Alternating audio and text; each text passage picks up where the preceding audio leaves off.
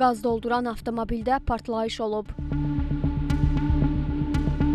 Hadisə ötən gün paytaxtın Qaradağ rayonunda avtomobil yanacaq doldurma məntəqəsində olan zaman baş verib. Fövqəladə Hallar Nazirliyindən bildirilib ki, paytaxtın Qaradağ rayonunda minik avtomobilinin yanar hissələri yanıb. Hadisə zamanı bir nəfər yanıq xəsarəti alıb. Yanğın söndürülüb, yaxınlıqdakı kommunikasiya xətləri mühafizə olunub.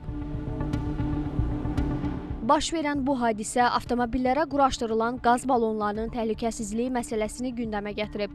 Avtomobil ustası Dəniz Ağabəyli deyir ki, xüsusilə taksi fəaliyyəti göstərən avtomobillərə sərfiyyatı az olduğu üçün sonradan qaz yanacağı avadanlığı quraşdırılır. Bu səbəbdən də belə avtomobillərdə partlayış və yanğın riski digərlərinə nisbətən dəfələrlə çox olur. Usta üsullarla quraşdırılmış qazlar olduğuna görə hansısa bir şirkətli quraşdırır o qazları, sertifikat verir və lizinq şirkətindən aldıqda bu sertifikatlar verirlər və yol vərəqəsi verirlər ki, bu avtomobillər daha çox bilirsiniz, taksi fəaliyyətində istifadə olunan avtomobillərdir. Bu da çox təhlükəlidir. Onlara çəkilən şlanq sistemləri olsun, əlavə avadanlıqlar olsun. Bunlar getdikcə, vaxt keçdikcə çatlamalar olur və avtomobilə yaxınlaşsan qaz iyindən dayanmaq olmur.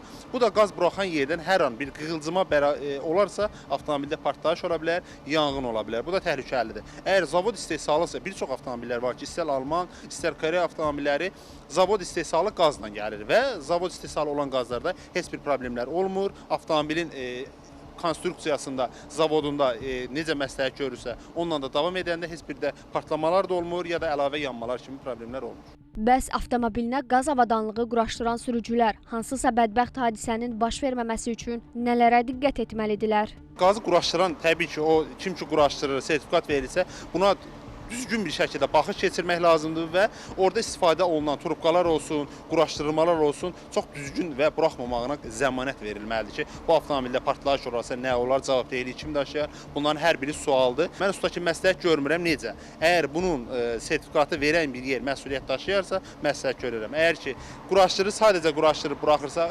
qətiyyən onu quraşdırmaqları məsləhətdir. Qeyd edək ki, qaz avadanlıqları avtomobillərə qənaət məqsədi ilə quraşdırılır. Onlar benzinlə işləyən maşınlara nisbətən yanacağa 50-65%-ə qədər qənaət edir. Nərmin Məmmədhəsənli, Vüsal Hüseynov, Xəzər xəbər.